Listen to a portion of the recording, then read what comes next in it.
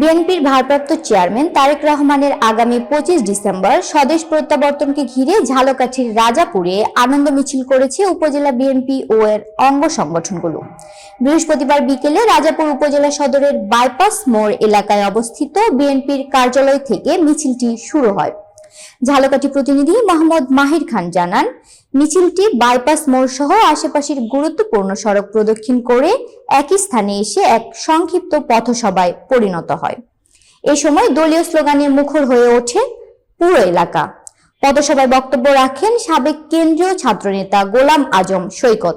তিনি বলেন, 25 ডিসেম্বর তারেক রহমানের স্বদেশ প্রত্যাবর্তন শুধু বিএনপির জন্য নয়, বরং দেশের গণতন্ত্রকামী মানুষের জন্য একটি ঐতিহাসিক দিন। দীর্ঘ সময় নির্বাসন থাকার পর তার দেশে ফেরার গণতান্ত্রিক আন্দোলনের নতুন গতি ও আশার সঞ্চার করবে। তিনি আরো বলেন, বিএনপি আজ ঐক্যবদ্ধ ও রাজপথেই প্রমাণ হবে জনগণ কার পাশে আছে। এর আগে রাজপুর উপজেলা বাইপাস মোড়ে অবস্থিত বিএনপির রাজপুর উপজেলা কার্যালয়ের শুভ উদ্বোধন করা হয়।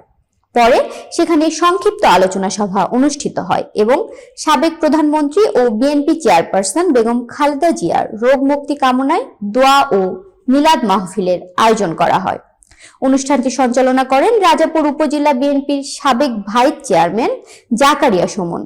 এ সময় উপস্থিত ছিলেন সাবেক কর্নেল মোস্তাফিজুর রহমান, উপজেলা বিএনপির সহ সভাপতি মাসুম মোল্লা, সাতুরিয়া ইউনিয়ন বিএনপির সভাপতি শহীদ মীরা, ঝালকাঠি জেলা যুবদলের যুগ্ম আহ্বায়ক শহীদুল ইসলাম নয়ন, উপজেলা কৃষক দলের সভাপতি ফারুক মোল্লা সহ বিএনপি ও অঙ্গ সংগঠনের বিপুল সংখ্যক নেতাকর্মী।